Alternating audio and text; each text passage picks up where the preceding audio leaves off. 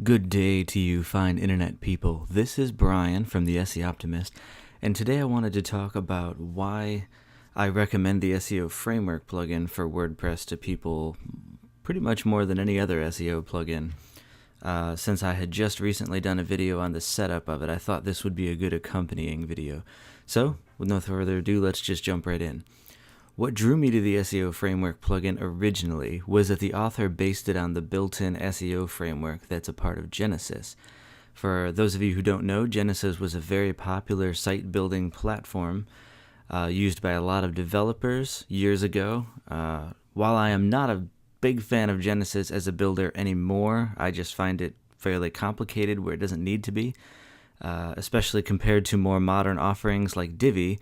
Genesis did have an excellent framework with the way that they build things kind of underneath the hood, especially with its SEO. And some of the most frequented blogs were built with it years ago, after all. As a standalone plugin, it's pretty powerful. One of my early experiences with it was switching a site I had administered for a while from Yoast to the SEO Framework. That month, other than copying the metadata over between the two and getting all the core settings put back in place, I didn't actually make any changes to the site.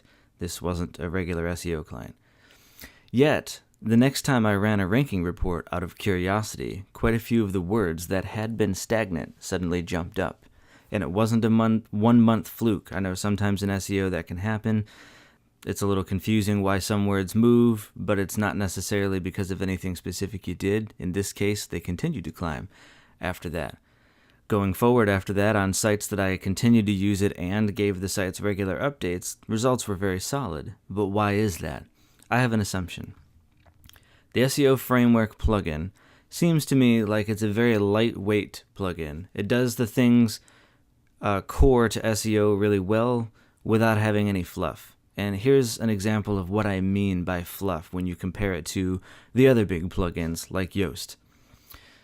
Yoast includes a page grader feature. You can tell it a focus keyword and it gives you a score on how well you optimized the page for that keyword.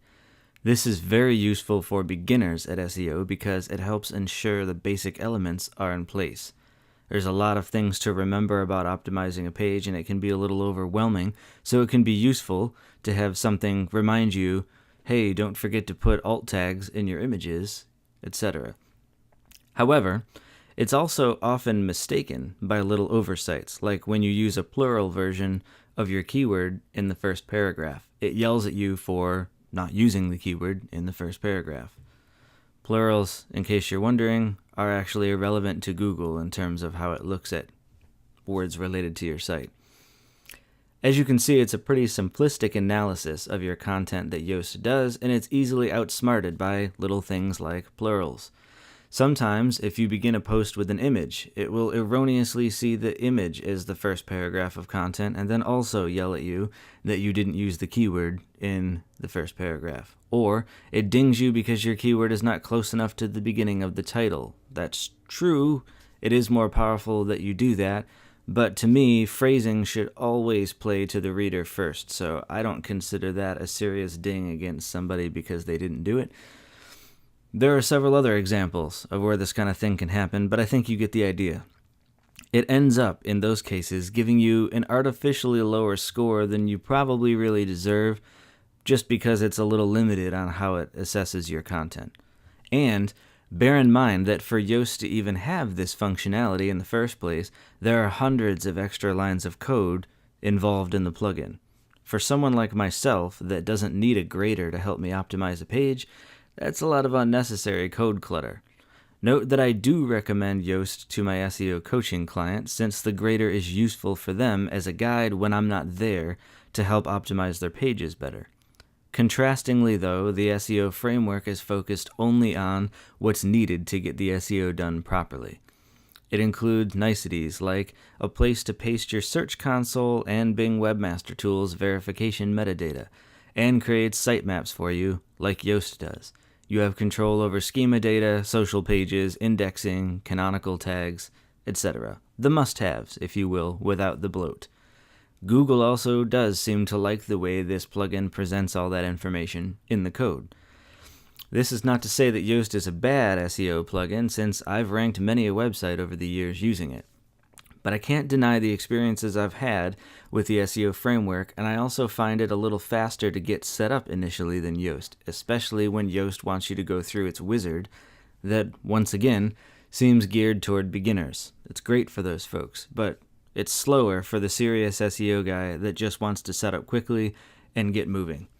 Anecdotally, years ago when I worked at an agency, some of these false positives, or false negatives, I guess you could say, where it artificially dings you for things, really became an issue because my boss at the time was very dead set that I get everything green on its little grader on all of the pages. And in quite a few cases, I had actually done everything correctly and was prevented from getting a green by things that basically weren't true, or that it was incorrectly seeing that I had missed, etc. As I tried to explain that to my boss, of course, it sounded like I was just making excuses for having done a lazy job, and it caused some tension. And I ended up having to go and make some weird changes to some of the pages to overcome limitations of the theme we were working on, etc., just to get Yoast to see it as green. It was a time waster. Objectively, what I had done in the beginning was fine.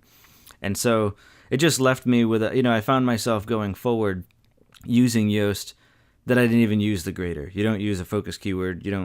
I don't pay attention to whatever score it gives me unless there's something really seriously wrong that it's flagging me on that maybe I did miss. But 9 times out of 10, I just didn't use it.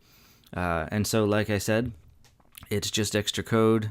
And evidently, it's that or something else that, to me, seems to make a difference, because when I have switched sites over, I've just had a very positive experience using the SEO framework as a plugin. That plugin's not perfect. I'm not trying to say it is, but for my experience, it's just been lighter weight and simple. So there you have it. That's one man's opinion about the SEO framework as a plugin and why I use it on almost every website I work on.